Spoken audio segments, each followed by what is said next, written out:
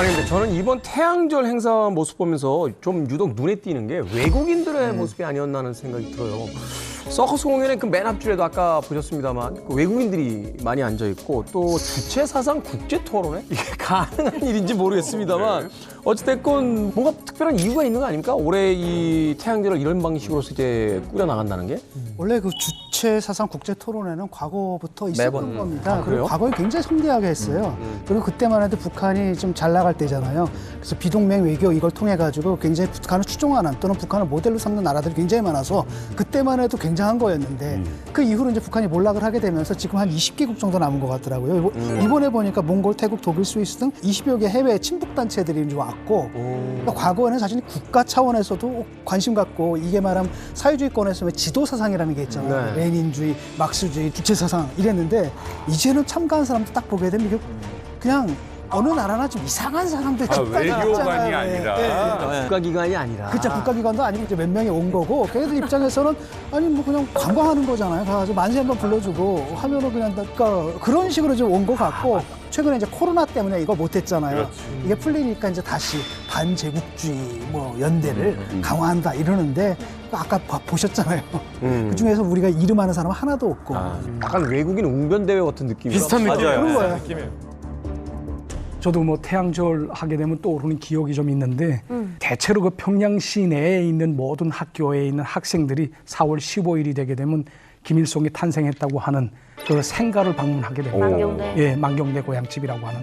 이제 거기 가서 이제 생가도 방문하고 그다음에 망경봉, 뭐 군함바위, 썰매바위를 비롯해서 김일성이 그 어린 시절과 관련돼 있는 그런 혁명 사정물들을 계속 돌아보면서 이제 세뇌를 당하는 거죠. 이야. 그때 태양절은 추석과 비교하면 돼요? 아니면은 아닙니다. 추석은 또 추석대로 따로 있고 추석보다 또 한 등급 높은 높게.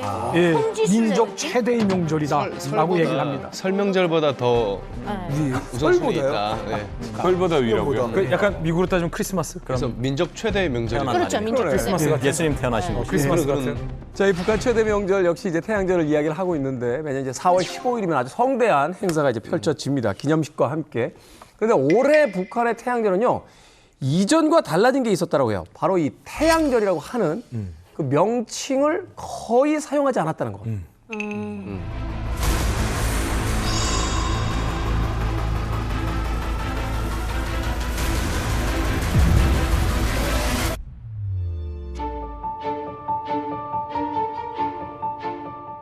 뜻깊은 태양절의 이 조국을 영원히 김일성 조선으로 빛내갈 불같은 열의로 충만되어 있습니다.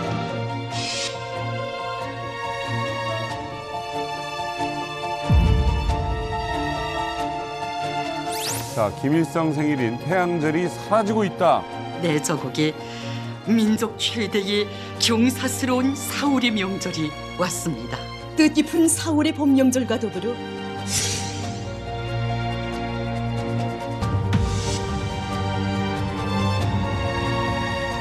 와 4월 명절.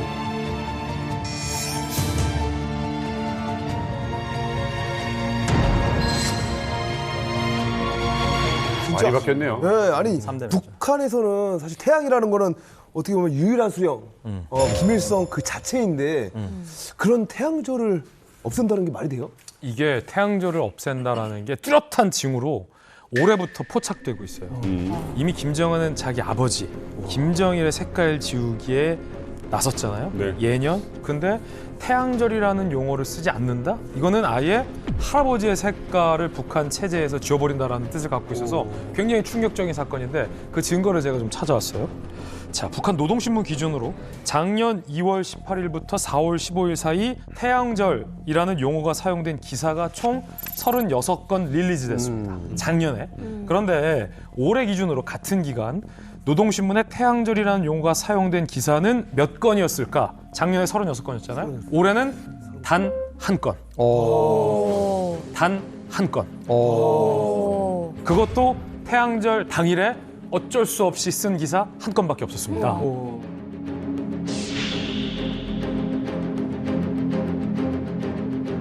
그 김정은 같은 경우에는 김씨 조선을 다시 건국해서 자기부터 리세트하겠다 이거를 선언한 거랑 똑같아요. 그러니까 94년도에 이제 김일성이 죽었잖아요. 네. 우리 아버지 김일성의 생일은 이제부터 태양절로 부르자. 그래서 자기가 태양의 아들이 되는 거잖아요. 그때부터 한 거예요. 그때부터. 그리고 또 뭘 쓰기 시작했냐면 1912년 4월 15일 날 이제 김일성이 태어났지 않습니까?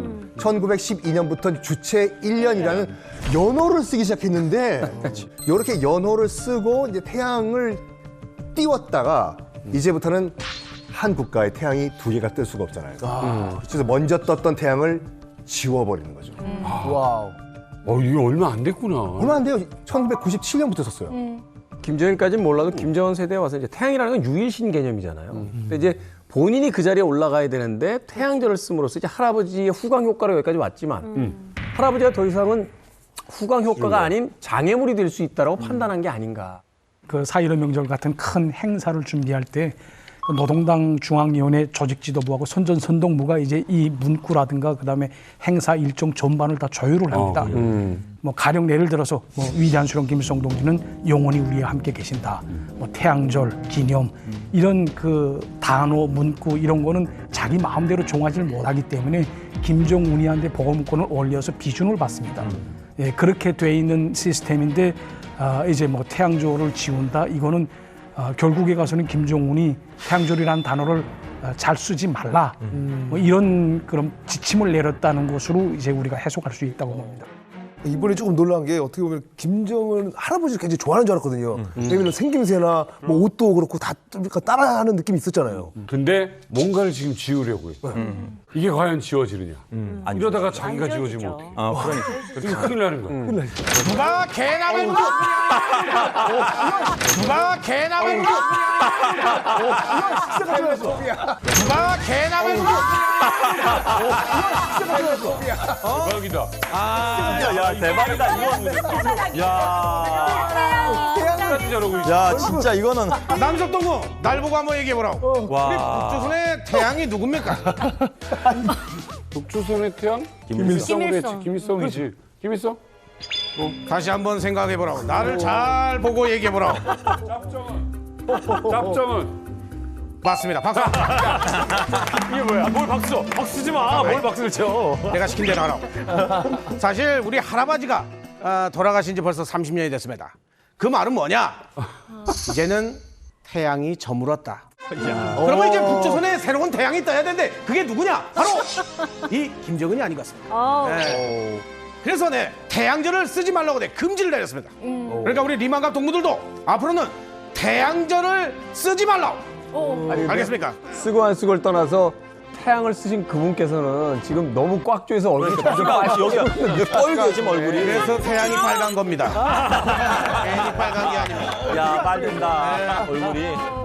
좋은데? 자, 이 짭정은의 말에서 진심이 느껴집니다. 앞으로 북한을 이제 김일성, 김정일이 아닌 김정은 유일 체계로 이제 만들려는 어떤 욕망이 우리 짭정은 씨까지 느껴질 정도면 북한의 김정은에게서는 진짜 어떤 대단한 어떤 결심이 있지 않았나 하나 또 생각을 해보게 되는데. 근데 그 태양이란 말은 과거부터 많이 썼거든요. 뭐 민족의 태양이시 뭐 이런 레토릭도 많이 썼고 그런 일반적인 게 있는 거고 이번에 태양절에서 태양을 뺀 거는 얘가 그래도 김정은이 좀 외국물을 좀 먹었잖아요. 남사스러운 거죠. 이게 뭐 태양절 그러면 이게 막 종교적인 느낌도 나고 무슨 크리스마스 같은 느낌도 나면서 이게 무슨 이집트의 이크나툰 왕입니까? 이런 거거든요. 그래서 태양절을 없앴던 게 그런 측면인 거고 또 다른 한편으로는 뭐냐 지금까지는 자기가 그 권력에 그 젊은 나이로 권력에 올랐다는 건 사실 할아버지 아버지 덕이죠. 그렇죠. 금수저죠 그냥 북한판. 그런데 문제는 뭐냐면 그걸 통해 가지고 자기가 권력을 장악을 했거든요. 이제는 내가 누구의 힘도 받지 않고 내가 다 장악을 했다라는 겁니다. 이 사회를. 더 나아가서 최근에 노선도 달라졌거든요.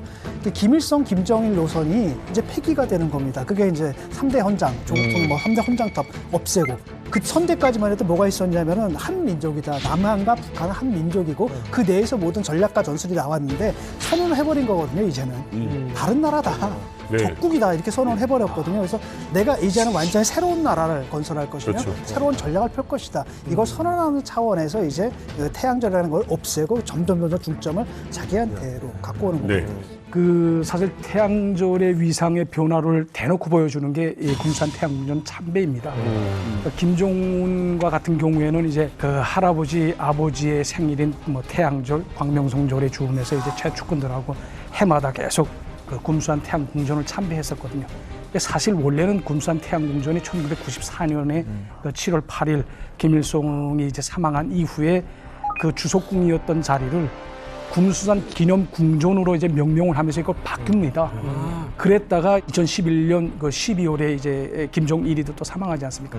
그 이후에 또 김정은이 kumsusan 태양 궁전으로 이걸 바꾼 거예요. 맞네요. 그런데 이제 와서 자기가 이제 뭐 태양절을 없앤다라고 하게 되면 kumsusan 태양 궁전은 이제 오케이 할 건지 자기가 거기가 그것도 누워야지.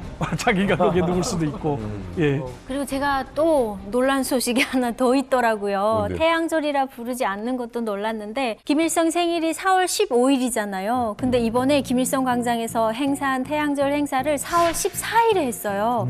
그래서 왜 그랬냐는 이유는 4월 15일 날이 비가 오기 때문에 날씨 사정으로 인해서 하루 앞당겨서 14일 날 했다는 거예요. 근데 저희는 다 북한에서 왔잖아요. 이거는 정말 이게 천지지변이 일어나지 않는 이상은 있을 수 없는 비가 오나 눈이 우박이 떨어져도 정말 폭풍이 몰아쳐도 그날에는 해야 되는 날이에요. 그래요? 근데 그거를 바꿔서 14일 날에 했다는 거예요. 그러니까 대다수의 북한 전문가들이 진단하고 있는 게 이제 김정은의 심리에 대해서 우리 정보기관에서도 항상 보거든요. 아버지를 어떻게 생각하고 어머니에 대한 굉장히 어떤 이 결여감이 있다. 근데 할아버지 김일성에 대해서는 일반적인 이 손자와 할아버지 관계로 해석하지 않습니다. 네. 따지고 보면 김일성과 김정은이 같이 찍은 사진도 마땅치 않아요. 김정은에게 있어서 할아버지에 대한 직접적인 추억이랄지 할아버지에 대한 연민, 할아버지에 대한 애정, 애틋함 이런 게 일반 손자처럼 없다는 거예요. 아버지에 대해서도 이 김정은의 감정을 굉장히 복잡하게 생각하는데 아버지 때 측근 가신들을 김정은이 다 죽였잖아요.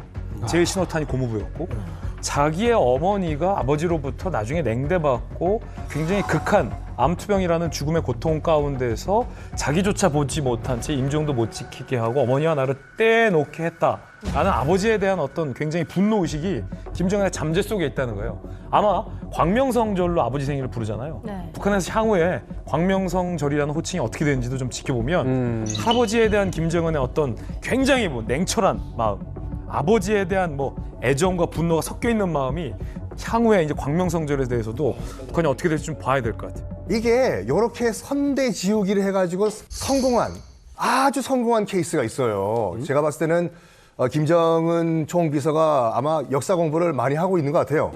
알게 모르게 제 유튜브도 많이 보는 것 같아. 공부하지 말라.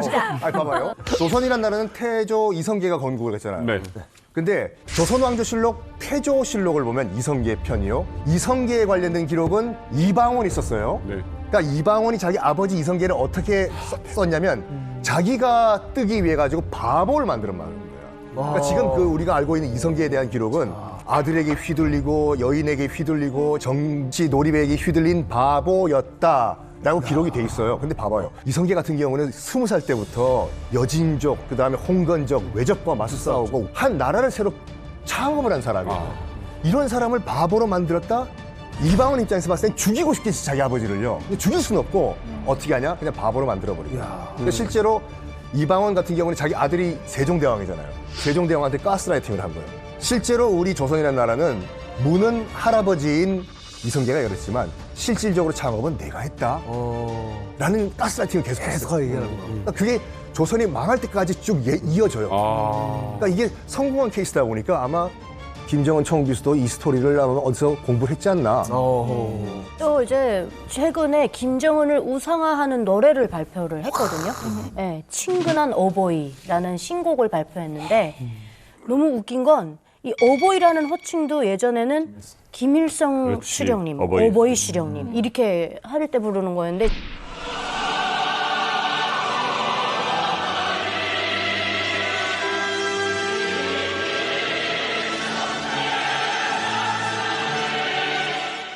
이제 자기가 어버이가 된 거죠. 그리고 이제 뮤직비디오를 공개를 했어요. 저도 봤는데 요란하게 찍었더라고요. 친근함. 이 뮤직비디오 스타일도 굉장히 많이 바뀌었어요. 이 사람 저 인민가수 아니에요? 김옥주. 김옥주 맞죠? 약간 저 80년대 초반에 우리나라 음료 광고 같네요. 꿈을 다해 보살피시네 노래하자 김종은 위대하신 흉노자 사랑하자 김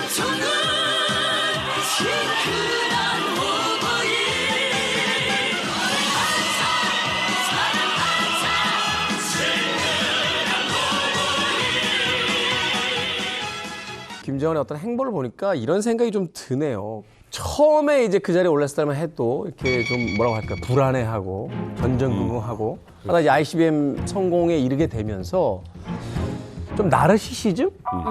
말하자면 할아버지와 아버지도 못한 걸 내가 했어 하는 어떤 자뻑? 네. 이런 것들이 굉장히 지금 치고 올라오면서 여기요. 과잉의 어떤 자신감을 지금 보이고 있는 게 아닌가 하는 또 생각도 드는데. 거기다가 푸틴 만나고 나서 뭔가 탄력받은 느낌이 좀 그러네. 있는 것 같아요. 그러니까 혼자 막 이럴 때 말고 푸틴 만나고 나서 잘 되면서. 뭔가 자신감을 더 받잖아요. 선물 받고. 김정은이 요즘 왜 이렇게 자신감을 보이는지에 대해서 푸틴 만나고 나서부터 자신감 보이는 것 같다고 하셨죠. 저는 그랬어요. 역시 이제 이만갑 MC는 아무나 하는 게 아니에요. 예리한 거. 거기에 플러스 태양절을 나흘 앞둔 날, 그러니까 4월 11일이죠. 네. 누가 북한에 찾아오냐면 자오러지 전국인민대표대회 상무위원장이 북한을 찾아서 김정은을 만나요.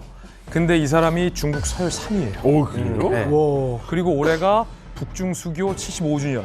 그리고 북중 우호의 해를 맞아서 북측이 초대하고 중국 서열 3위가 갖는 거예요. 예전 같은 경우에는 시진핑이 한 번, 김정은이 한 번 서로 오고 가면서 고위급 교류를 했었는데 코로나 이후에 한 수년간 못했으니까 북한의 김정은 혹은 고위급, 중국의 고위급이 만난 게 지금 뭐 4년 만에 처음 이뤄지는 고위급의 방북이다라고 볼 수 있죠. 이 뭐 대단한 사람인 건 맞는 것 같습니다. 전국 인민대표회 상무위원장을 맡고 있잖아요. 전국 인민대표니까 대한민국의 인민대표가 누굽니까? 국회의원들이잖아요. 우리나라로 말하면 국회의장급이에요. 의장급. 그러네. 거기다 또 겸직한 게 뭐냐? 정치국 상무위원을 하고 있거든요. 정치국이라는 게가 어떤 곳이냐면 공산국가에서 미국으로 말하면 약간 상원, 로마로 말하면 원로원 같은 거거든요. 거기 7명이 있어요. 그 중에 한 명이라는 거죠. 그러니까 막강한 권력을 가진 사람인 건 맞는 것 같고 이런 사람이 북한을 방문했다라는 것은 김정은한테는 굉장히 고무적인 일이죠. 근데 이게 권력 서열 3위가 그냥 3위가 아니에요. 그러니까 시진핑의 진짜 찐 오른팔인데 왜냐하면 자오러지의 할아버지랑 시진핑 주석의 아버지 시중신이랑 같은 혁명 동지예요. 결정적으로 이제 그 시진핑 눈에 자오러지가 들어온 계기가 뭐냐면 당시 이제 시진핑이 권력의 핵심에 있지도 않았음에도 불구하고 이 자오러지가 시진핑 주석의 아버지 시중신의 묘역을 성역화를 해준 거예요. 얼마나 고맙겠어.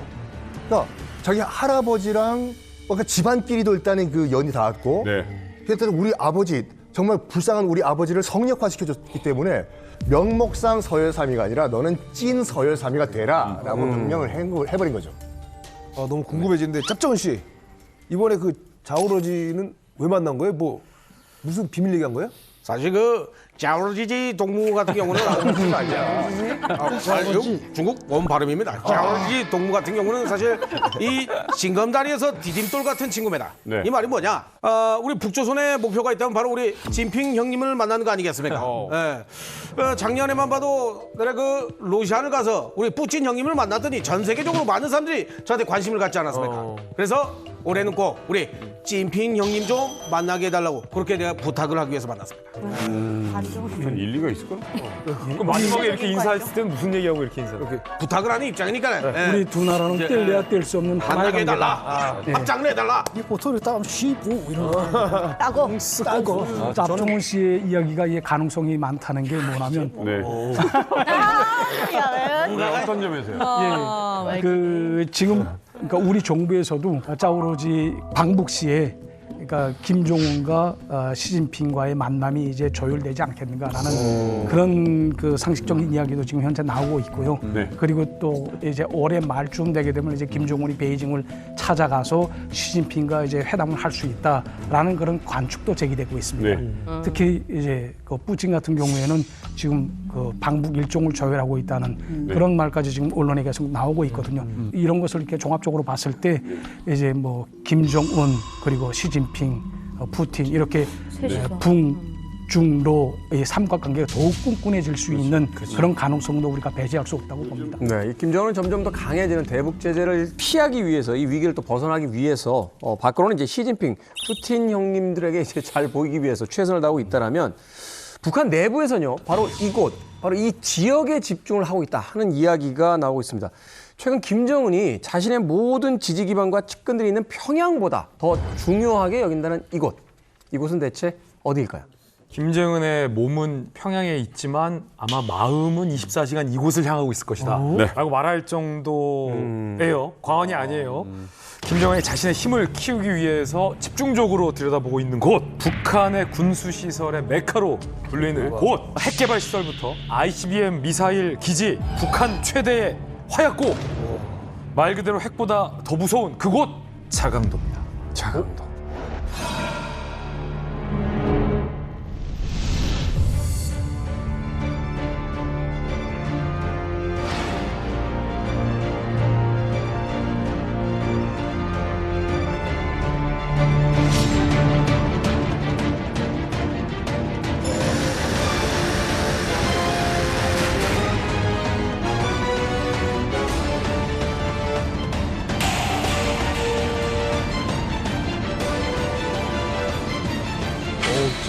요새 같다.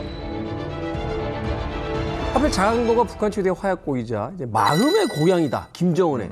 이런 호칭까지 이제 받을 정도면 뭔가 좀 특별한 게 더 있는 거 아닙니까? 일단은 그 6.25 전쟁 때 아시다시피 이제 그 1950년 9월 15일 날 우리가 인천 상륙 작전으로 북한의 보급로를 끊고 치고 올라가면서 그때 이제 유엔군과 이제 우리 측의 목표는 뭐냐면 1950년 올해 안에 끝내자. 압록강, 두만강까지 치고 올라가서 이 전쟁 끝내버리자 했어요. 김일성도 당연히 당황해가지고 평양을 포기하고 어디로 갔냐? 강계로 들어간 거예요. 그러니까 강계 정도에 들어가면 첩첩산중이니까 못 찾아오겠지 했는데 미 해병 1사단이라고 있어요. 정말 무서운 부대예요.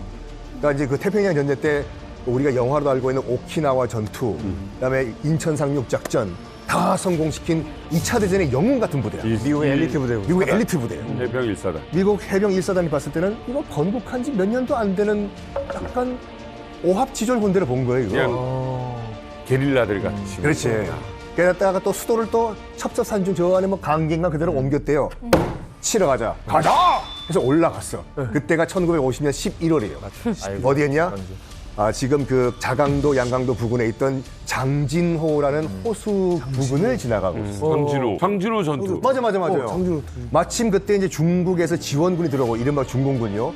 중공군과 이제 북한군이 연합을 해가지고 미 해병 1사단과 맞서 싸웠는데 처음으로 졌어요. 1사단이. 후위가 돼버린 건 미 해병 1사단이 우리 살아서 빠져나가자 해서 겨우 빠져나간 것이 흥남부두 철수작전이에요.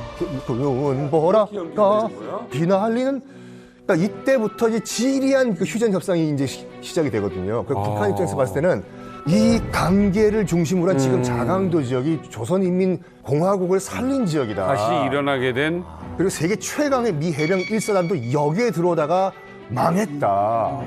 이 지형을 이용해가지고 최고의 철옹성을 만들자 해서 만든 것이 자강도 군사 기지예요, 지금요. 그래요. 이런 역사 흐름이 있죠. 남북의 어떤 그 운명을 바꿔놓은 지역이네요. 그렇죠. 선대들보다 훨씬 더 핵과 미사일이 집착하고 있는 김정일이 그 자체도 이 자강도에 대해서 아주 그 연민을 품고 있거든요. 현지 지도를 처음으로 하면서 첫 연설을 한 것도 자강도고요. 그리고 이제 2022년에 자강도, 송간, 전천, 영림 일대에 이제 전략군 특구를 이제 건설하게 되는데 여기에 지하 그 미사일 기지를 다 건설해 놓았습니다. 예, 그래서 지금 자강도다 하게 되면 김정은이 아마 자강도를 제1의 군사 수도로 그렇게 꾸리려고 하지 않나라는 생각이 듭니다. 자강도가 말씀하신 것처럼 군수공업 대도시라고 해도 뭐 과언이 아닐 그런 도시인데요. 북한이 어떤 유사시에 북한의 전역이 다 점령당하더라도 자강도만 사수해내면 자강도 하나로도 하나의 국가처럼 기능할 수 있을 정도로 만들어놨어요. 전력시설을 다 해놓고. 북한이 최근에 좀 공을 들이고 있는 극초음속 미사일의 첫 테스트도 자강도에서 있었다. 그리고 미국 본토를 타격할 수 있는 ICBM 기지도 지금 자강도에 있을 가능성이 높고 앞으로도 그쪽에서 운용할 가능성이 높다라는 얘기가 전해지고 있고요. 그리고 이제 또 김정은이 이제 중요시하고 있는 하나의 이유가 최근 이제 통일부에서 발간된 북한 사회경제 실태 보고서에 보면 북한 주민들의 의식이 많이 바뀌어가고 있거든요. 그 중에서도 유일하게 변하지 않은 상태로 남아있는 도시가 자강도다라고 말씀드리시죠. 얼마나 막아놨으면. 근데 지금 엄연히 자강도는 우리나라와 전 세계에 위협을 가하고 있는 아주 위험한 곳이다 라는 생각이 듭니다. 그렇죠. 김정은이 더 공을 들이고 있는 데고 핵무기, 미사일 관련된 무기들이 다 있는 곳을 자강도로 보면 될 거예요. 전 세계의 이목이 사실 자강도로 쏠리고 있거든요. 네. 그렇다 보니까 사실은 내부적인 보안 단속이 중요할 수밖에 없죠. 그렇죠. 그래서 자강도 일대를 북한식의 어떤 일종의 특별 관리 구역 비슷하게 지정을 해놨어요. 네. 그래서 통제가 심한 북한에서도 그 중에서도 자강도 주민들은 더욱더 심한 통제하에서 살아가고 있다고 합니다. 어느 정도로 보안 단속, 통제가 심한지 자강도 출신의 탈북민을 만나서 직접 얘기를 들어봤습니다.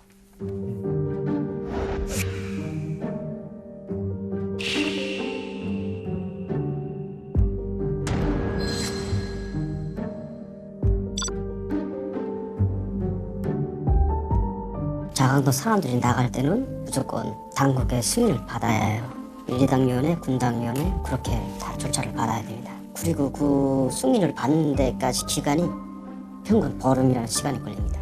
평양시 들어가는 것보다 자강도 들어가는 게 더 힘들어요. 왜냐하면 특별 통행 중이라고 합니다. 일명 빨간 도장을 딱 쓰고 있는 겁니다. 그거 하나 받기 위해서는 엄청난 시련을 겪어야 된다고 할까요? 제가 자강도 사람이잖아요. 자강도 사람임에도 불구하고 고향에 들어가자고 하면 쉽지 않습니다. 우선 자강도에서 승인을 해야 됩니다. 저에 대해서 신원이 확인되면 그 사람 들여보내라 뭐 이 정도. 그렇게 신원이 확인된 상태에서 왜 들어오냐? 들어오는 목적이 뭐냐? 그렇게. 여기로 말하면 경찰과 같이 비슷한 이제 현역 그 전사들이 경비를 서고 있는 자리죠. 근무하고 있는 군인들도 많아요.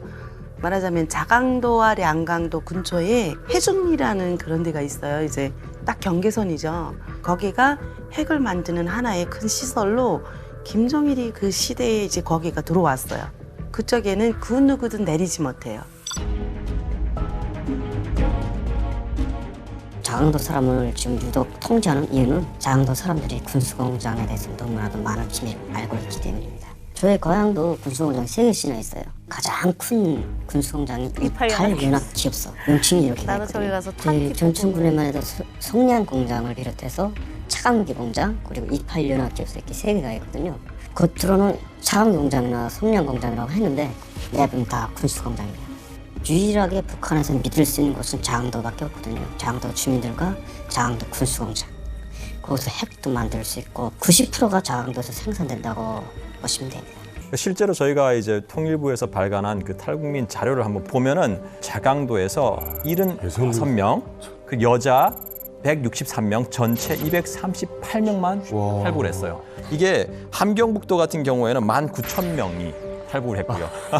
그리고 실제로 가장 우리가 예상했을 때 탈북민이 적을 거라고 생각했던 평양보다도 자강도 숫자가 훨씬 작아요. 거의 3분의 1이에요. 이 말은 뭐냐면은 그만큼 자강도에서 탈북하기가 어렵다라는 걸 증명을 하는 거고 두 가지 이유가 있는데 첫 번째는 전체가 군수 산업 단지다 보니까 배급이 지원이 되고 전기가 들어오니까 사람들이 그렇게 경제적으로 어렵지가 않은 거죠.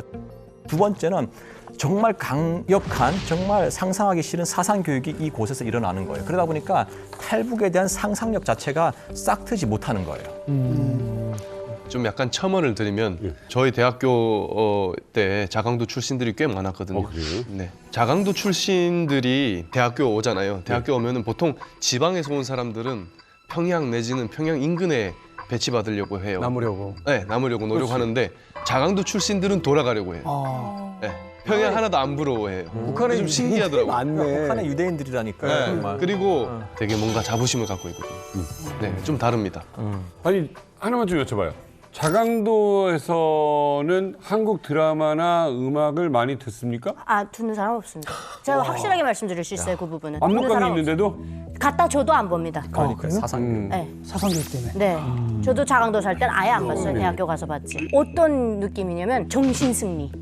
우리는 장군님의 사람들. 네. 선택받은 자. 절대 선택받은 자들. 네. 와. 그러니까 갖다 줘도 안 봐요.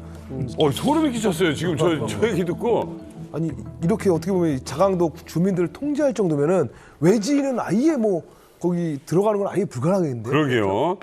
자강도 그들만의 땅처럼 뭔가 비밀에 둘러싸여 있는 그런 곳입니다. 평양 사람이 자강도에 갈 일도 별로 없다. 근데 그 어려운 걸 해내신 분이 있습니다. 유현우 대사님은 해외에서 외교관으로도 활약하셨지만 자강도에서도 사셨다고 합니다. 네. 진짜요? 제가 자강도에서 한 3년 살았거든요. 오. 제가 1994년부터 97년까지 이때가 고난의 행군 시기였습니다. 그때 자강도 강계시에서 제가 살았는데 3년간을. 평양에서 뭐 타고 가요, 자강도까지? 평양에서 이제 갈 때 평양 만포 해산 이렇게 되어 있는 구평열차가 있습니다. 네. 근데 말이 구평열차지 한 시간에 40-50km 정도 가는 그런 완행 열차거든요.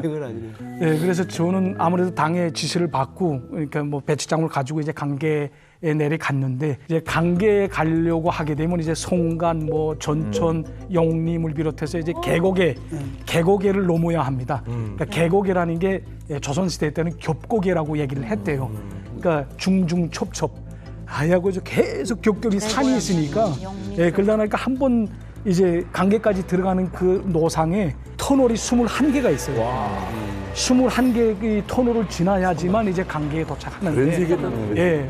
근데 저의 같은 경우에는 제가 집안의 막내였거든요. 그러니까 어머니가 오지에 간다고 그래도 막 불쌍하니까 자식이. 그래서 한 며칠 그 밥, 그 도시락을 준비해 주셨어요. 근데 이제 터널을 지나게 되면 도시락 하나씩 슉슉 뭐 없어지고. 터널 지나게 되면 고난의 행군식이니까 소매치기고 막 굶은 사람들이 뭐 가립니까 그걸 어두워지면 불간 한번 쑥 지나게 되면 쑥 없어지고 그렇게 되거든요. 그렇게 산 오지입니다 정말. 산골이에요, 산골. 야, 이게 진짜. 아니, 점점 듣다 보니까 무슨 무협지에 나오는 거. 맞네. 무림 고수들이 살고 있는 무슨 이런 이상한 동네 아니 같아요. 지금 대사님이 영림, 전천 다 말씀하셨거든요. 제가 전천에서 태어나서 영림에서 학교 다니고 두문리에서 공부를 했단 말이에요. 다 나와요 지금. 진짜 거긴 첩첩 산중입니다. 자, 자강도가 이렇게 북한에서는 중요 지역이라고 하고요. 사실 우리에게는 아주 위험한 지역이기도 합니다. 그런데 자강도가 이렇게 비밀에 쌓여있다 보니까 북한 내에서도 약간 흉흉한 소문들 그리고 뭐 억측들이 난무하고 있다고 합니다. 원래 사람들이 이제 그 캥기는 게 많을수록 이제 숨기는 게 많잖아요. 그렇죠. 우리 집에 들어갈 때 다 블랙박스도 지우고 가는 것처럼 블랙박스도 지우고 가는 것처럼 저는 안 지워요. 삶을 자꾸 일반화시키세요. 자기가 그렇게 산다고 사는 거 아닙니까? 무슨 말해? 아니 블랙박스가 지워지는 기능이 있어요? 신기랑 착하는 척해서 개잘못이에요, 하여간. 지금 그 김정은이 자강도의 통제를 강화하고 있어요. 그러니까 사람이 들어가는 것도 힘들게 만들고 나가는 것도 힘들게 만들고 그러면은 안에 뭔가를 좀 숨기고 있다는 얘기인데 특히 이제 2020년 4월 같은 경우에는 자강도를 난공불락의 군사 요충지자 제2수도로 만들어라 라고 하면서 진입로를 심지어 국가 보위성이 직접 관리를 하고 초소들 있잖아요. 그 도 경계 초소들의 수를 3배 늘렸다고 하는데 도대체 그 안에 뭘 숨기고 있길래 뭐가 캥기는 게 있길래 이렇게 보안을 강조하고 있을까 궁금해지는 시점입니다. 맞습니다. 그래서 김정은이 이렇게까지 하는 걸 보면은 분명히 뭔가 엄청난 이 구린 것이 이게 숨겨져 있지 않나 생각이 드는데 그게 뭔지 퀴즈로 한번 준비해봤습니다. 일단 퀴즈를 듣기만 하다가 내신다. 너무 좋습니다. 2019년 북미 정상회담 결렬 이유는 자강도의 뭐뭐뭐뭐 때문이다. 안다. 이거 아시는 분들도 저는 알아요. 가짜 피 혈액 공장 때문이야. 뭐야? 자강도 가짜 피 공장이 있어요? 그런 공장이 있어요?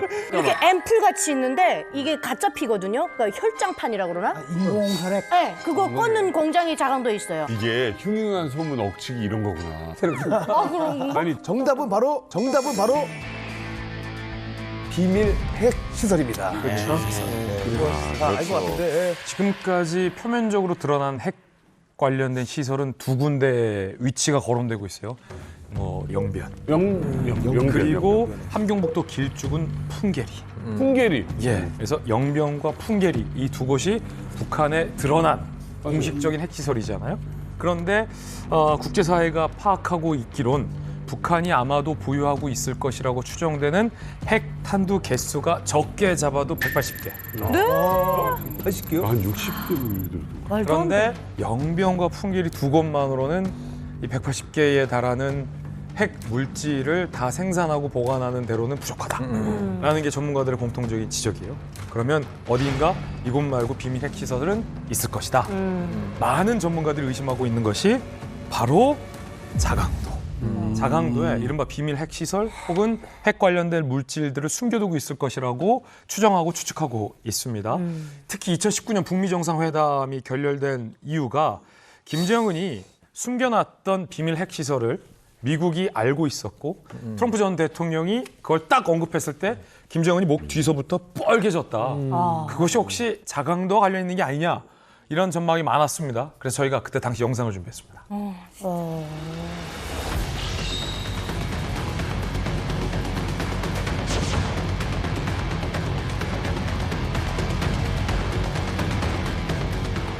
우리가 충분한 이야기를 좀 더 할 시간을 주셨으면 좋겠습니다. 우린 1분이라도 귀중하니까. 저 때까지만 하더라도 김정은이 굉장히 주도적으로 자신감을 보였어요. 비핵화 준비되셨습니까? 그런 의지가 없다면 여기 오지 않았을 겁니다. If I'm not willing to do that, I won't be here right now. 그랬어요. 뒤에 그 의지가 있다.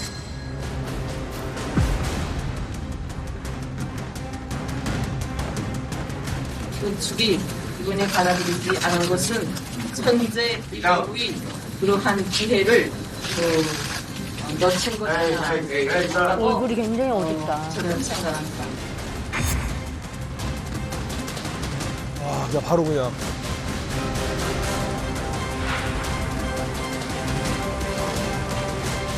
While very big, it wasn't enough to do what we were doing. But there is a gap. We have to have sanctions, and he wants to denuke, but he wants to just do areas that are less important than the areas. 야, 미국은 이가 다 알고 있는 거야, 다.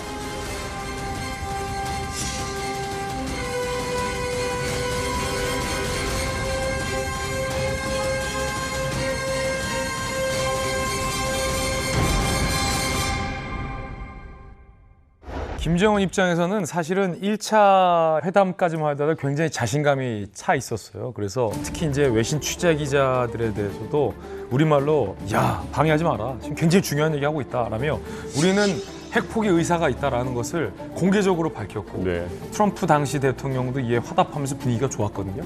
근데 이 미국을요, 만만하게 보면 안 됩니다. 그때 결렬했던 이유 중에 하나가 기사로 이미 보도됐지만 미국은 5개의 시설을 트럼프가 이름을 댔다는 거예요. 예를 들어 영변이나 풍계 말고도 강선은, 평산은, 희천은 정확한 우리말 발언으로 about 강선, what about 평산, about 희천 김정은과의 비공개 독대 회담에서 이걸 물어봤다는 거예요. 근데 김정은이 당황하면서 답변을 제대로 못했다는 거예요. 영변 핵시설을 아예 폐쇄하겠다라는 것만 김정은은 세워서 간 거예요. 김정은 밑에 있던 그 참모 누구도 다. 그러니까 트럼프 전 대통령이 당시에 없던 걸로 하자 라면서 회담장에서 일어나서 박차고 그 자리에 나가는 거죠. 중요한 게 비핵화 의지가 얼마나 진정성이 있느냐라는 거잖아요. 그러니까 북한에서는 미국을 속이려고 했던 겁니다. 한두 개 정도? 미국이 이거 정도 알고 있을 거다. 이거 포기하겠다라고 하자. 라고 했는데 미국에서는 5개 얘기를 하거든요. 그러니까 3개에서 4개가 더 있다는 걸 알고 있는 거고 심지어는 위성사진까지 딱 찍어가지고 이걸 딱 내놨다라는 거 아니에요. 그러니까 김정은이 거기까지 준비가 안 된 거죠. 그러니까 플랜 B를 세워가지고 이럴 경우에는 우리가 어떻게 나아가겠다 이런 계획 없이 믿고 간 겁니다. 이거다라고 갔는데 거기서 그냥 딱 내놓으니까 할 말이 이제 딱 없어진 거죠. 그러니까 외교적으로는 참모들도 아직 아마추어 수준에 불과한 거죠. 그렇죠. 핵 목록이란 말 나오잖아요. 니들이 우리한테 실수로 핵 목록 다 빠져 있다는 겁니다. 중요한 부분들은. 그래놓고서 무슨 비핵화의 의지가 있다라고 하느냐. 아까 김준 기자가 부른 세 곳 중에는 자강도에 있는 곳이 있는 거예요? 휘천은 자강도죠. 휘천 공작기. 저는 김정은이가 당황한 이유가 미국이 이것을 다 파악하고 있다. 다른 말로 말하면은 유사시에 우리가 때릴 수 있다. 이거에 대해서 김정은이가 들통난 것에도 이제 놀랐겠지만, 뭐지? 공격당할 수 있겠구나. 이거에 엄청 당황스러워가지고 어떻게 대처해야 할지 몰랐을 것 같아요. 저희가 영화를 보게 되면은 이제 마피아 조직에 경찰이 들이닥치잖아요. 그럼 경찰이 갔어요. 그때 두목이 제일 먼저 하는 게 내 금고 잘 있나? 거기 가서 금고부터 막 확인하잖아요. 그렇지. 근데 김정은도 똑같은 패턴을 보여요. 북미 회담이 노딜로 간 다음에 김정은이가 제일 먼저 간 곳이 어디냐면요. 자강도예요. 자강도 여기에 가가지고 군수공장을 시찰을 해요. 아마 제가 생각하기에는 고물단지들이 잘 있나 이거를 이렇게 보고 가는 거죠. 가면서 아마 다시 점검했겠죠. 이미 미국이 이곳을 알고 있는데 폭격이 되거나 혹은 이게 준비를 뭘 더 해야 되나 이걸 이제 체크를 하러 왔겠죠. 제가 다급해진 거죠. 이 분야에 있었던 경험자 입장에서 한마디 하면 아마 이 사건이 있고 나서 수많은 사람들이 아마 날아가지 않았을까. 네, 관련자들. 시설 관리 이렇게밖에 못했어. 분명히 화가 나서 상당히 많은 사람들을 날렸을 거다. 자, 자강도에 분명히 뭔가 핵시설이 있다. 뭐 미국은 또 더군다나 다 알고 있다. 그런데 이게 진짜 있는지 확인이 됐을까요? 그래서 제가 준비했습니다. 그래서 이 자강도에 숨겨져 있는 비밀 핵시설 바로 희천 하갑입니다. 희천 하갑. 바로 여기가 이제 북한의 비밀 핵시설 중 하나로 추정되는 하갑 지하 시설이에요. 근데 저처럼 아마추어들은 사진만을 봤을 때는 이게 일반 산간 지역 같이 느껴지는데 이걸 어떻게 핵시설이다 이렇게 단정을 지을 수 있는 겁니까? 솔직히 자강도 같이 황항암 지역 같은 경우에는 군사 탐사 위성 가지고도 못 봐요. 그 안에 뭐가 있는지요. 네. 근데 여기가 핵 개발 시설이라는 것을 보여주는 결정적인 사진이 있어요. 자, 이 왼쪽이 이제 2007년도 사진이고 오른쪽이 2021년도 똑같은 지금 하갑 지하시설 인근에 있는 저수지 사진인데 똑같은 겨울이에요. 뭔가 지금 차이점을 못 느끼시겠어요? 위에 눈이 쌓여 있고 여기는 눈이 오른쪽 안 쌓여 있네요. 호수가 안 얼었다는 얘기잖아. 그러니까 이 저수지 부근에서 지금 겨울임에도 불구하고 뜨거운 뭔가 물이 지금 저수지 쪽으로 쏟아져 나오고 있다는 반증인 거죠. 이거. 온수가 나오는 거죠. 맞아. 그때 서균열 교수님이 영변 핵시설을 설명하시면서 뭔가 하신 말씀 기억 안 나세요? 납니다. 뭔데요? 그때 위성에서 잡았더니 온수가 흘러나왔다. 그래가지고 이게 걸렸다. 그랬던 거죠. 그렇죠. 그러니까 우라늄에서 이제 플루토늄으로 이제 바꾸기 위해서는 엄청난 양의 그런 열이 발생을 해요. 네. 그럼 이 열을 어떻게 식히냐? 바로 주변에 있는 물 가지고 냉각수를 이용을 하는데 이 뜨거워진 냉각수를 어디다 갖다 버려야 될 거 아니에요? 네. 마침 저 저수지였던 거죠. 지금 그 해빙된 부분을 한번 계산해 보니까 축구장이 1.4배 규모였다고 해요. 그만큼 엄청나게 많은 플루토늄이 저 땅 속에서 지금 만들어지고 있다는 추정이 가능한 거죠. 그러니까 지금까지 이제 밝혀진 바로 의하면 북한은 이 하갑 지역의 지하 시설을 북한은 1991년부터 이제 이걸 만들었고요. 그리고 미국에서 최초로 이거를 탐지한 거는 1996년. 네. 그 이후에 쭉 조사를 했더니 이 지하 시설 안에서 우라늄 농축 그리고 핵시설 또 핵 만든 핵무기를 저장하는 그런 용도로 지금 쓰이고 있다고 합니다. 이 자강도 편을 저희 하는 이유 중에 하나가 여기인데 정상회담 관계자들, 미국 측 전문가들이 북한에게 제일 우선순위 중에서 상위권으로 문제 제기했던 데가 바로 희천이었어요. 희천. 트럼프와 실무자의 입에서 희천이라는 단어가 딱 나왔을 때 김정은을 같이 보좌하면서 따라갔던 리용호, 최선희 등등이 희천이라는 얘기가 나올 줄을 아예 생각조차 못하고 있어요. 진짜 깜짝 놀랐겠다. 미 정보 당국이 야 희천의 하갑 밑에 좀 수상한데? 라는 걸 인지한 시점이 96년도예요. 대략 96년, 97년, 98년까지는 이상한데 하다가 이제 2000년대부터 10여 년 동안 미 정보 당국이 이 희천이라는 곳을 판 거예요. 영변만 본 게 아니라 북한은 영변만 들고 갔는데 미국은 이미 10여 년을 희천을 파고 나서 확신을 한 거예요. 아마 공개는 안 했지만 미국에서는 이 희천 밑에 지하시설에서 플루토늄을 얼마만큼 생산했는지도 미국은 이미 파악하고 있었을 거예요. 그러니까 비핵화의 의지가 김정은이 진짜 있느냐 없느냐를 미국 입장에서는 김정은 답변만 들어도 단박에 파악할 수 있는 거죠. 그게 희천이에요. 제가 희천이라는 도시를 이제 대학교 때 실습을 갔었었는데 저기 있는 시설들은 다 군수공장입니다. 그러니까 자강도에 들어가는 입구 도시가 희천시이고요. 그 자강도를 지금 보시면 테두리를 따라 산맥이 쭉 둘러져 있죠. 저 산맥을 따라서 다 군수공장들이 들어서 있는 도시가 그 지역이 자강도라고 보시면 되겠고 산기슭에 공장 입구들이 다 있거든요. 근데 사실 희천시가 되게 작은 시예요. 근데 희천시를 제가 다 돌아봤는데 핵시설은 본 적은 없었거든요. 근데 얼음이 녹아 있었잖아요. 이걸 들켰으니 이제 앞으로 북한은 해안가에다가 핵시설을 만들지 않을까. 티 안 나게. 네, 티 안 나게. 이제 미국이 감시하는 자강도 비밀 핵시설 두 번째입니다. 핵폭탄에 쓰일 화학물질을 만드는 곳 바로 자강도 만포시의 운하공장입니다. 무슨 공장이요? 운하 공장. 운하? 예, 이 핵시설 그 핵포탄이 쓰일 화학 물질 만들 좀 더 설명해 주시죠. 그런 공장입니다. 간단 명료하게. 만포 운하공장은 자강도 만포시 남서부에서 한 4.9km 정도 떨어져 있거든요. 산이네, 산. 산밖에 산이에요. 없어요. 산과 돌밖에 없습니다. 이게 뭐야? 자강도 이렇게 생겼어요. 야, 이거 현대미술인 줄 알았어. 현대추상이네요.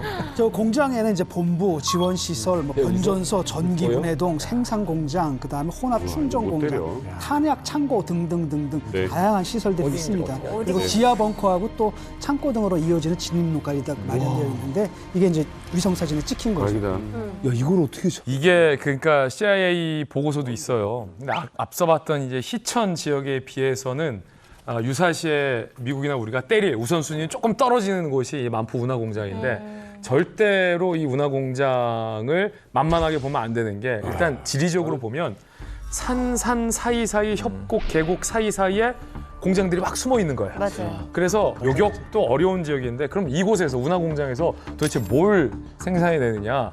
일단 핵무기를 개발하려면 핵물질이 필요하잖아요. 근데 핵물질이 캐면 바로 나오는 게 아니에요. 핵물질 득템. 이게 아닙니다. 우라늄이나 플루토늄 같은 걸 추출해야 되는데 그러려면 화학 반응과 화학 처리를 통해서 그 핵물질을 추출해내야 됩니다. 그 화학 물질을 핵물질 처리용 시약이라고 우리가 보통 부릅니다. 그 핵물질 처리용 시약을 생산하는 곳이 바로 만포에 있는 운하기지입니다. 그래서 미국의 북한 전문 매체 38로스가 위성 사진을 통해서 이 지역을 분석했는데 백색의 저 흰색 물질도 보이죠?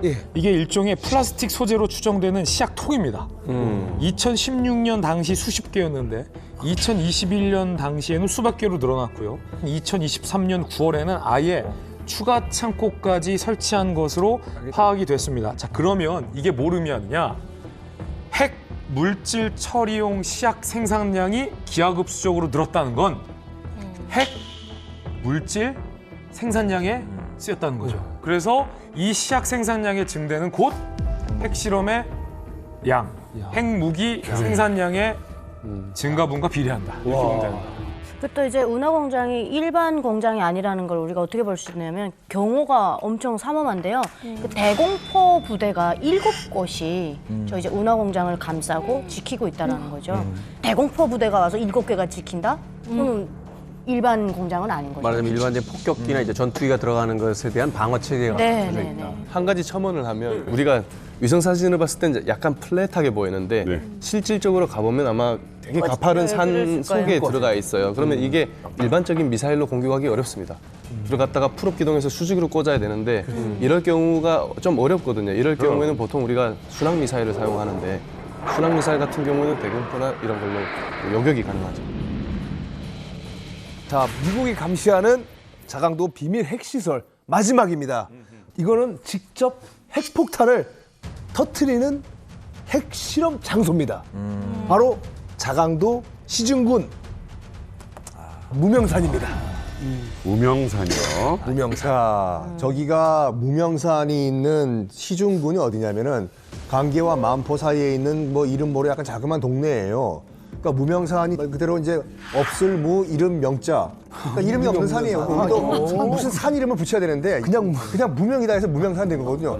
지금 이 2006년도에 북한이 이제 첫 핵실험을 하겠다라고 이제 추정이 되는 그 발표가 나왔을 때 그럼 어디서 핵실험을 하는가? 그 당시 이제 그 두 군데의 후보지가 있었는데 첫 번째가 어디냐면 함경북도 길쭉은 풍계리. 풍계리 유명하죠. 두 번째가 이제 시중군 무명산 일대예요. 풍계리는 이미 그 핵실험이 실시됐다고 우리가 이제 알고 있지 않습니까? 네, 맞아요. 그러면 이제 무명산 밑에도 핵시설이 있나? 핵실험을 하려면 수많은 갱도를 뚫어야 돼요. 이 밑에도 5개의 갱도를 뚫고 있다라는 첩보를 알아냈어요. 그래서 여기가 보통 장소가 아니라 여기도 핵실험을 할 수 있는 지하 갱도 시설이라는구나 라는 걸 우리가 특정해낸 거죠. 지하 핵실험을 하자면 여러 가지 그 조건들이 구비돼야 되는데 풍계리 핵실험장을 보게 되면 다 안반으로 되어 있기 때문에 산세가 굉장히 험합니다. 그리고 또 피해를 최소화하기 위해서 인구 밀도가 아주 작은 그런 지역을 택합니다. 그리고 또 세 번째로 핵실험을 하기 위해서는 좀 깊고 넓은 그런 지하 갱도를 마련해야 되거든요. 이런 최적의 장소가 이제 풍계리 말고 시중군 무명산일 수 있다라는 이야기입니다. 그래서 당시 이제 우리 정부가 북핵 대응 TF팀을 조직했습니다. 그래서 24시간 상황실을 운영하면서 이곳을 이제 집중 감시했거든요. 네. 강원도 원주에 있는 지진 관측소 그리고 휴전선을 딱 따라가지고 설치된 무인 관측소를 통해 가지고 이걸 계속 감시를 했습니다. 그런데 아직까지는 뭐 핵실험을 했다는 특별한 징후를 발견하지는 못했던 거예요. 근데 모르죠. 좀 더 지켜봐야죠. 왜냐하면 그걸 하려면 실제로 했을 때 이게 관측이 되는 것이기 때문에. 아니 이렇게 24시간을 감시를 해놓고도 증거 하나 못 찾았던데 왜 자꾸 의심하는지 나 이해를 할 수가 없습니다. 너무 궁금해하니까 내가 오늘 솔직하게 내가 자강도 여기 내가 다 말씀드리겠습니다. 자강도가 사실 우리 북조선의 5대 사업 중 하나인데 원천 특구로 저희가 내년에 이제 지정을 하려고 합니다. 그래서 무명산에 뚫은 갱도가 이제 저희가 찜질방 사업을 위해서 얼음방, 숯방, 소금방으로 해서 터널을 하나씩 뚫는 겁니다. 그러니까 여러분들도 이만각 동무들도 내년에 휴가는 우리 자강도 원천 특구로 놀러 오면 된다. 이렇게 생각하시면 되겠습니다. 핵 개발에 필요한 화학물질 생산부터 원자로로 핵연료 만들고 심지어 모든 조건을 갖춘 핵실험장까지 있습니다. 그야말로 자강도 전체가 단순한 어떤 핵실험뿐만이 아니라 거대한 어떤 군수산업단지 같은 그런 느낌이 드는데 이제 김정은이 왜 트럼프와의 회담 속에서 이 자강도에 대한 비밀이 들켰을 때 그토록 당황했는지 왜 포기할 수 없었는지 그걸 이제야 좀 안 것 같은 그런 또 생각이 드네요. 자강도 전체가 일종의 비밀 요새화된 기지 같다라는 걸 우리 시청자들도 지금쯤에 명확하게 이해하셨을 것 같아요. 주민들에게 얘기를 들어봤는데 뭐 통행 금지뿐만 아니라 전화 도청에 비밀 서약 쓰는 일이 비일비재하다고 합니다. 자강도 주민들의 증언 들어보시죠. 제가 실제 겪어봤는데 뭐하면 군대 나올 때 군대 처음 문구를 쓰거든요. 그때 앞으로 어딜 가든 절대 자강도와 관련된 발설을 하면 안 된다. 너희들이 본 특히 군수 공장이나 군부대 모든 게 다 눈에 보이는 게 다 군수예요. 그러니까 절대 그에 관련해서 일체 발설을 하면 안 된다. 그런 거 수역을 쓰고 나와요. 핸드폰 할 때도 자강도 군사 비밀에 대해서 군사에 대해서 또 군부대에 관련한 그런 온행을 절대 하면 안 된다. 그런 온행을 할 때는 자동 보입으로 들어가기 때문에 그렇게 되면 교화소로 가거든요. 도청을 당하는. 네. 한마디로 군사에 대해서 말할 때는 자동으로 도청되기 때문에 항시적으로 심지어 같은 도 안에서 그런 말은 삼가해라. 그렇게 다 토치가 내려와요.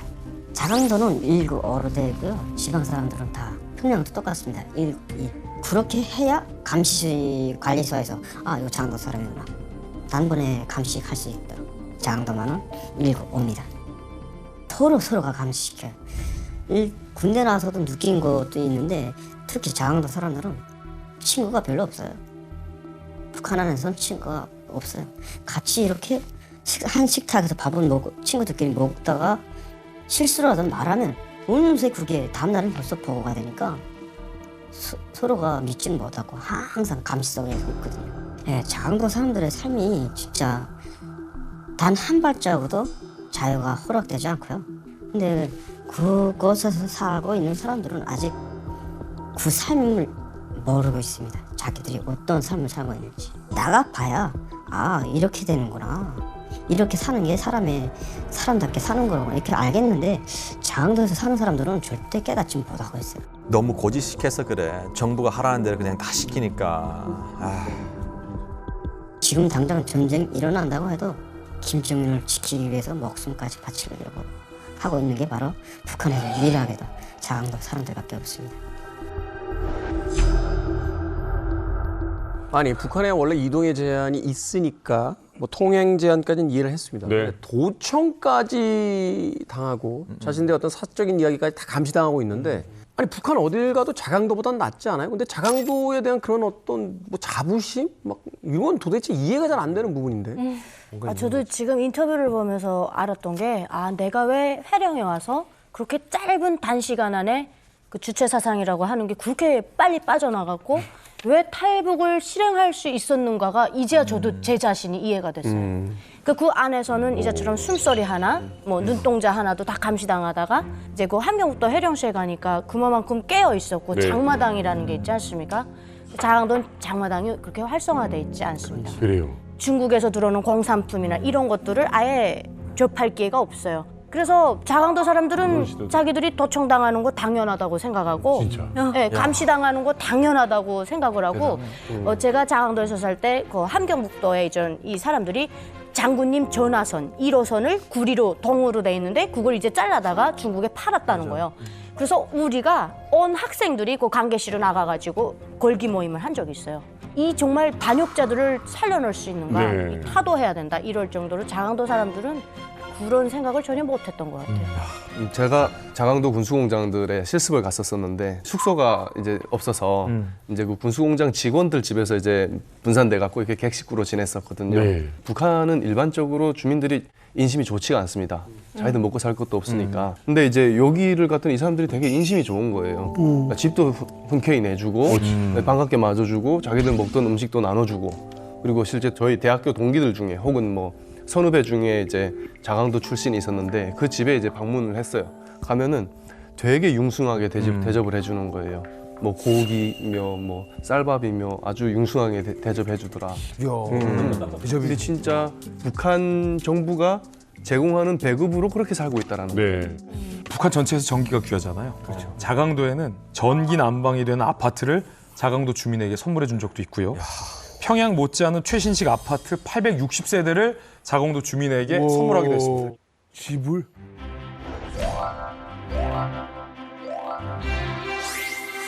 이렇게. 와. 이렇게. 그러니까 우리 저 이만큼 가족들이 자강도에 계셨을 때랑 달라진 거예요. 많이 달라졌네요, 진짜. 아는 사람보다 모르는 사람이 더 많던 거장이었습니다. 이제는 누구나 알고 누구나 오고 싶어하는 사회주의 리상천이 됐습니다. 와.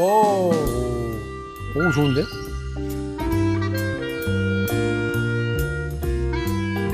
자다가 눈을 떠서 보면 정말 이거 내가 사는 집이 맞긴 맞나.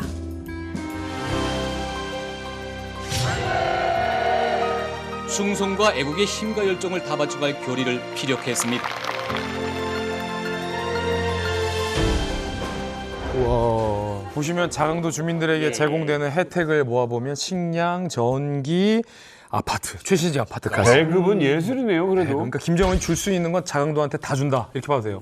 배급에 새 집까지 주면은 뭐 그냥 뭐 참고 살만할 것 같기도 한데 아니 이렇게까지 해주는 거 보니까 김정은이 핵시설 말고도 엄청난 걸 혹시 숨겨놓은 게 아닌가 이런 생각이 좀 들긴 하네요. 핵시설 말고 더 엄청난 걸 숨겨놓은 것이 아닌가라고 하셨잖아요. 봐봐요. 핵 개발 성공했어요. 이것만 갖고 뭐 하겠어요? 뭘 미국에 날려보낸다. 뭐 택배를 보낼 수 있는 것도 아니고. 그래서 필요한 것이 바로 ICBM, 대륙간 탄도 미사일인데 그러면 이 ICBM을 그럼 어디서 만들고 기지는 어디에 있을까? 이게 중요하잖아요. 여기가 바로 자강도 회중리에 그 ICBM 기지가 있다라고 해요. 여의도 면적의 2배가 넘고 그 미국의 전략국제문제연구소 그 CSIS라고 하죠. 그 보고서에 따르면 1900년대 후반부터 이미 개발이 돼가지고 이 지하 기지가 완성이 됐다고 하는데 봐봐요. 지금 ICBM이라고 하면은 슉 올라오는 발사대가 있어야 될 거 아니에요. 네. 보이세요 지금요? 발사대요? 안 보이죠? 네. 이게 키포인트예요. 미국도 그렇고 중국도 그렇고 ICBM 발사 기지와 그 저장 창고 있잖아요. 싹 다 지하에 있어요. 만약에 ICBM이라는 전략 무기가 지상에 있다고 봐봐요. 그 지상에 항상 파킹이 돼 있다고 봐. 그럼 바로 폭발이잖아요, 이게. 그러니까 미국도 여러분 미니트맨이라고 해서 그 ICBM이 있거든요.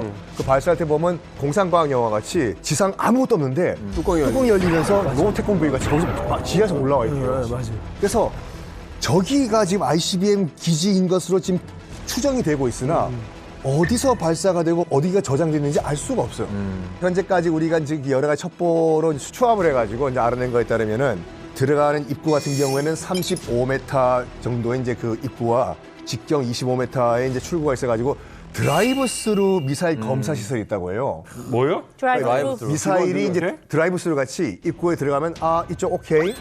그쪽은 오케이요? 여기 오케이. 이렇게 해가지고 이 정도면 도장 찍고 나가는 거 이렇게 해요. 상품 컨베이어 벨트 이렇게 타고 가는 거지. 그리고 이 안에 지금 ICBM 미사일 자체가 있을 수도 있고 이동식 미사일 발사대 그 TEL이라고 하잖아요. 그것도 있을 수가 있어요. 맞아요. 그게 더 무서운 게 뭐냐면 트럭 같은 거 타고 가다가 적당한 장소를 발견하면 세워가지고 발사하면 되는 거예요. 그렇죠. 그래서 상당히 위험한 지역이라고 우리가 추정을 하고 있는 거예요.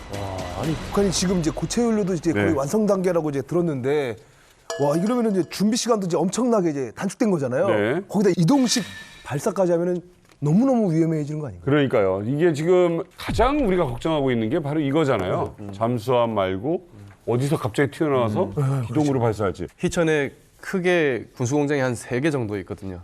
하나가 희천공작기계고 28연합교섭소고 7월 7일 공장인가 있어요. 네. 근데 그 중에 희천공작기계가 오래전부터 TEL 발사 차량을 만들려고 했었는데 안 되고 있었어요. 안 됐던 이유가 정밀 기계가 공기 기술이 안 돼갖고 못한 거거든요. 근데 그게 많은 유압 장치들이 사용이 돼요. 근데 이 유압 장치들이 정밀 가공을 해야 이제 제대로 작동하는데 그게 안 되니까 시제 차량을 만들면 계속 기름이 새는 거예요.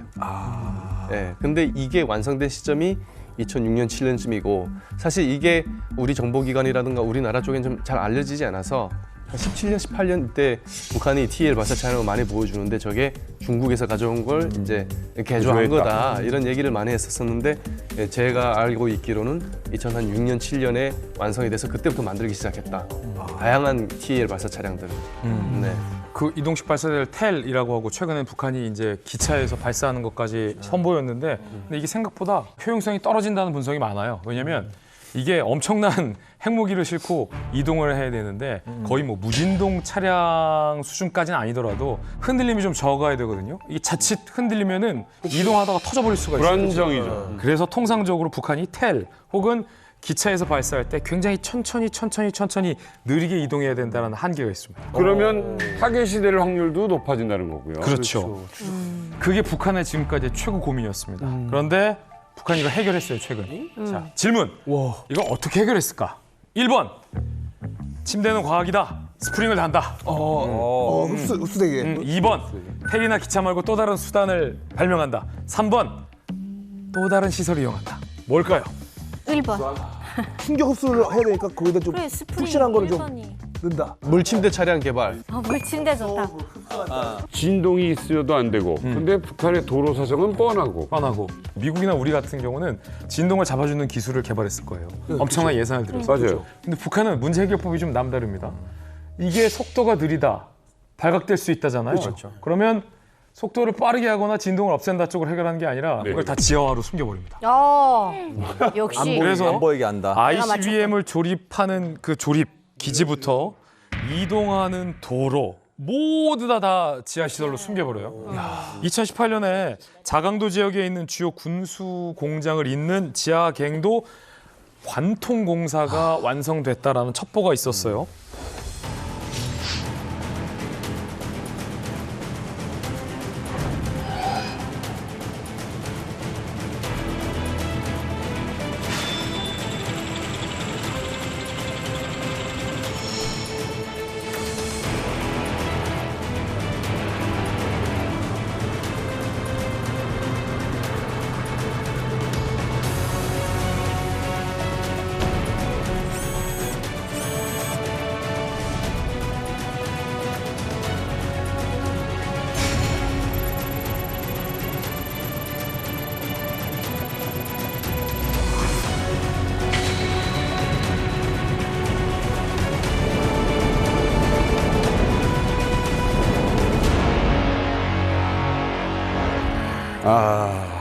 그러니까 사실 이게 북한은 아까 김진 기자님께서 이야기하신 것처럼 발상을 전환한 거예요. 왜냐하면 도로를 그 산에다 만들려면요 산을 깎아야 되거든요. 돈이 더 많이 들고 더 힘들어요. 차라리 그럴 바에는 그냥 지하에다가 아스팔트 깔고 그냥 진동 안 되게 좋은 도로를 까는 거예요. 그렇게 해서 지하화를 이제 해서 사실은 생산부터 조립하고 발사 그 지역까지 이동하는 걸 다 지하화를 해버린 거예요. 그래서 김정은이가 당이 결심하면 한 방 쏴라 그러면은 3분에서 7분 안에 발사할 수 있는 준비까지 다 완벽하게 하고 있어요. 진짜?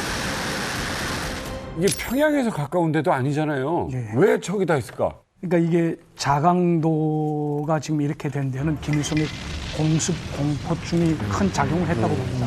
그러니까 6.25 때 사실 제해권하고 제공권은 다 미국이 가지고 있었거든요. 그래서 전쟁이 끝난 이후에 김일성이 뭐라고 말하냐면 평양시에 온전한 건물이 2개밖에 안 남았었거든요. 그러니까 그럴 정도로 이제 김일성이 평양시가 완전히 잿더미가 됐다고 인정을 합니다. 예, 폭격에서부터 피하자면 이 지하에 터널을 만들고 또 군수공장들을 다 갱도화해야 되겠다라고 결심을 했던 것 같습니다. 북한이 너무 지금 생각해보면 잔인했다고 생각되는 게 제가 학교를 하다가도 사이렌 소리가 엥 울리면 학교에서 이렇게 인원을 선발해요. 나름 빨딱빨딱해 보이고 눈치 빠른 애들 이런 애들 뽑아가지고 그 조기대 옷 같은 걸 이렇게 입혀요. 황토색 나는 거. 그런 걸 입히고 이제 어딘가로 차로 실어서 가거든요. 한참을. 그럼 이제 산골짜기 이런 데 가다 보면 이제 그 입구가 나오는데 문제는 입구가 너무 많아요. 어떤 건 이렇게 동방을목 쳐놓은 것도 있고 입구를 그러니까 헷갈리게 해놓은 거죠. 그럼 이제 우리가 거기 안으로 들어가면 이제 그 지하 세계에서 뭐 화약도 만들어내고 이렇게 하는데 우리는 이제 임무가 선연병의 임무가 탄피 만드는 거였어요. 전 지금도 기억나거든요. 그 안에 들어가면 화약 냄새가 진동을 해요.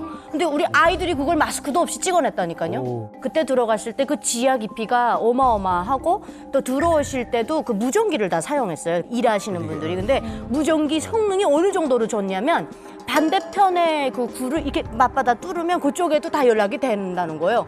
그 안에는 진짜 뭐 개미들의 세상이에요. 그 안에서 다 돌아다니고. 그래서 피부들도 얼마나 하얗댔는지 지금 생각해보면 햇빛을 못 보니까. 그래서 구루병 걸린다고 그 비타민 D를 아예 이렇게 공급을 했어요. 영양제처럼. 네. 야, 아니 평양에도 김씨 일가가 쓰는 지하 갱도가 각종 시설이 다 돼 있잖아요. 약간 좀 자강도도 좀 비슷하게 이렇게 좀 닮은 점이 좀 있는 것 같은데 짭정은 씨, 왜 이렇게 이게 지하를 좋아하는 거예요? 시원합니다. 저희 같은 풍채 있는 사람들은 사실 열에 취약합니다. 맞아. 금방 녹아내려버립니다. 네, 근데 에어컨이 없어도 정말 시원하게 지낼 수 있는 곳이 바로 지하 시설입니다. 일관성 있어요. 수박한통 두고 가면 폭염도 끝납니다. 아직 이 김정은이가 자강도를 아끼고 비밀스럽게 생각하는 베일에 쌓인 한 가지가 더 있습니다. 뭡니까? 바로 이 김정은이와 우리 설주, 주애가 함께할 지하 벙커가 있습니다. 살고 전쟁이 일어날 것 같을 때부터 피할 곳. 쉘터가 있다 여기.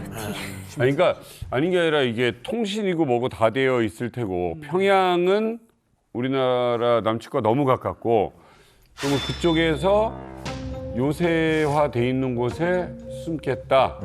거기다 대고 중국이 옆에 있으니 최후의 순간에 피할 수 있는 곳도 일리가 있네요. 중국으로 네, 왜냐면 지금 여기는 중국을 염두에 두지 않고는 굳이 여기다 갈 이유가 없는 곳이 많아요. 지금. 시티가 만들어져 있으니까 단지 그 지휘부 벙커만 있는 게 아니라 일단 작은 도시로서 기능할 수 있는 그런 어떤 지역이기도 하고. 밑으로 중국까지 뚫어놨어. 네, 그러니까 이게 지금 북한은 고립되는 순간 석유고 뭐고 다 끊겨도 지금 여기 위치만큼은 중국의 원조를 계속 받을 수 있는 위치라서 6.25 전쟁 당시에도 김일성이 자강도 강계에 지하 벙커를 만들어 놓고 여기에 대피했었습니다. 진짜 만에 하나 이제 한반도에서 전쟁이 발발하는 경우 김정은이 이제 자기 가족들을 이끌고 자강도로 이제 대피를 해서 또 이 지하 벙커에서 이제 인민군을 통솔하고 지휘할 수 있는 이런 가능성이 크다라고 볼 수 있겠습니다.